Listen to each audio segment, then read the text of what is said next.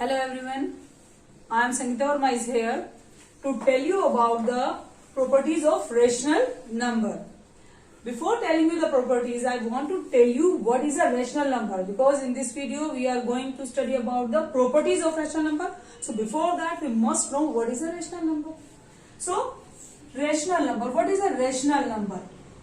Rational number, a number which is in a form of P upon Q. Number which is in a form of P upon Q, we call a rational number. Here P and Q are integers.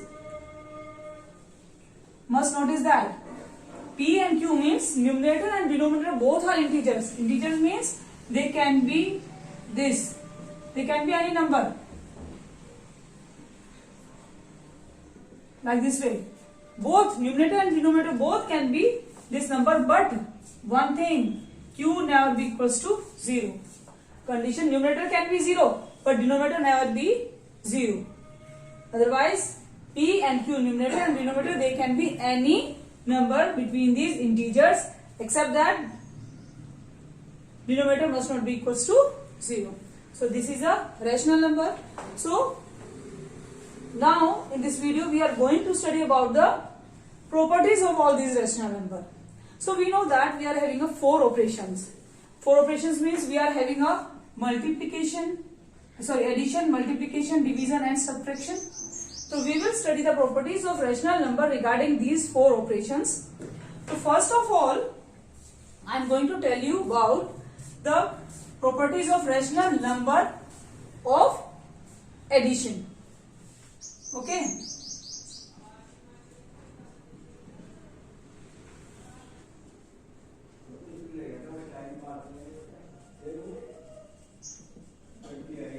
Properties of addition.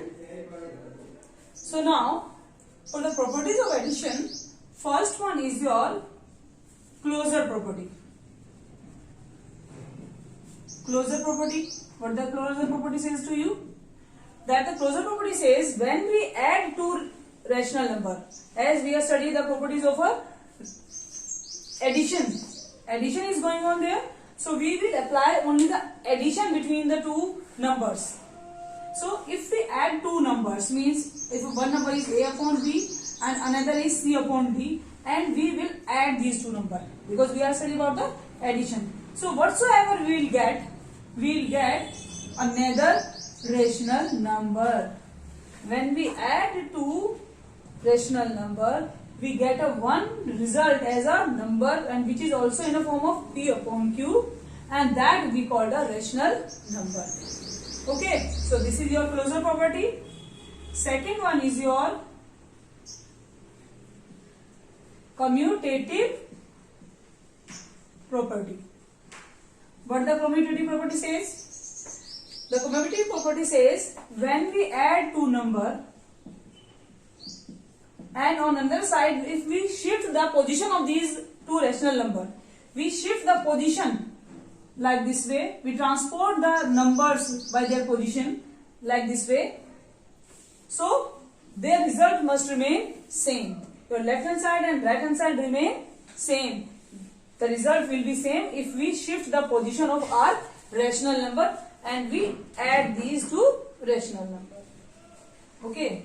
Now third one is our associative property.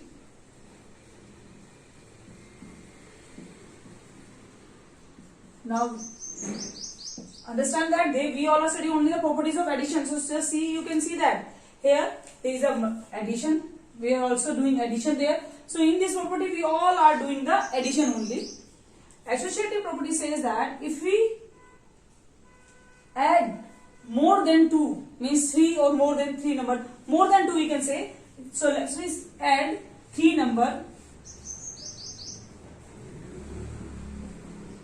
and we just add like this way. Just first we add the two numbers and then we add the result with the third one rational number, and on another side if we add like this way, we will make the grouping different in both the sides. First we add these two numbers and then add the result to the first one number. Our result must be same. So this is your associative property of addition.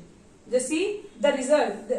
We are only doing addition between these three rational numbers. So this is your associative property. Now another one property is also there, and we call the existence of additive identity. So it means that there must be a number. There must be a number which when we add to a rational number, our result remain the same. Means just as the name suggests, existence of additive identity means there something exists, a rational number. When we add to a rational number, our result remain same. Our identity doesn't change there. As the name says, identity. Now fifth one is existence of additive inverse. Existence of additive inverse means there exists a number which we call the additive inverse or additive identity. When we add this additive inverse to a rational number, then our result becomes 0. Just see there. There is a rational number. We will just, if we add the reverse of this, inverse of it, then our result will become 0. So here minus this number minus a upon b is called the additive identity of this rational number, means of a n upon b. So this is our existence of additive identity, means there exists a rational number. When we add to a rational number, we get only a same rational number, and also there is an additive inverse exists. When we add this additive inverse to a rational number, our answer will becomes 0.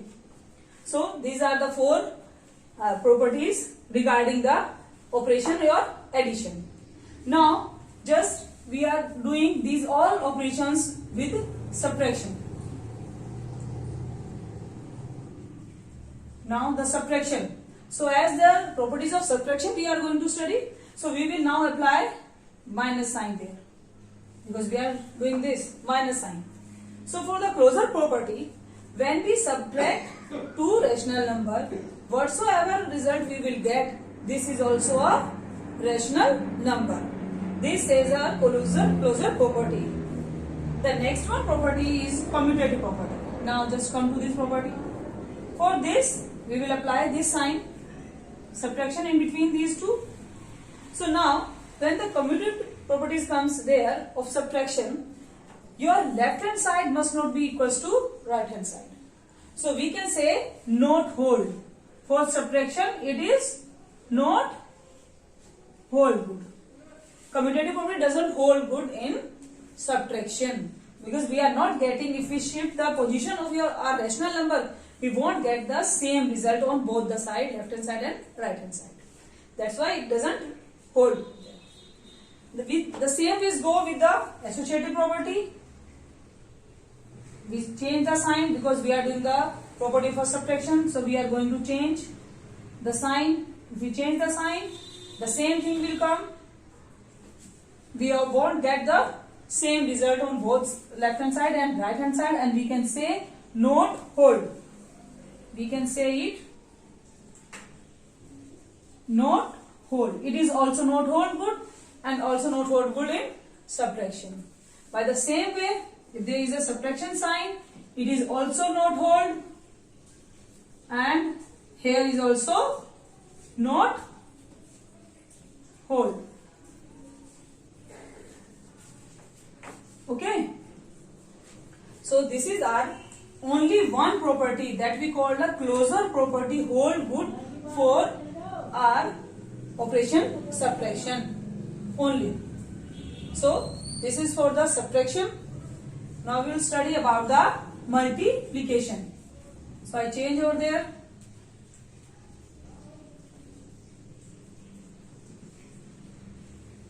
Multiplication. For the multiplication, I will change the sign. again, if we multiply two rational number, what we will get? We get only a rational number as a result. That is our closure property. Simply, it's very simple. And student and teachers can ask the question, just verify the closure property. So it means that verify the closure property of multiplication. If teacher has given you the two rational number and asked from you that please verify the closure property of multiplication, it means students you have to multiply two rational number, and what's the answer will get? You have to just say that it is your rational number. That's it. So it is your multiplication. Now there, for the multiplication, it holds very good. Means if we add two rational number, multiply two rational number, and if we shift the position of two rational number like this way, the answer of left hand side and right hand side will remain same. So this is our commutative property of multiplication. Now for the associative property, again I am going to change the sign because we are studying the properties of multiplication. So we will put the sign of multiplying between these two, and it is hold very good there. Means all the property, closure property, commutative and associative property, as they hold good in addition, they also hold good in multiplication also. But for the subtraction, only closure property hold good, otherwise other properties doesn't hold there. So associative property, if we multiply three number, first we multiply the first one 2 and the next one 2, our answer of left hand side and right hand side is remain same. Now come to this. Now we call that is a additive identity. We can't call that a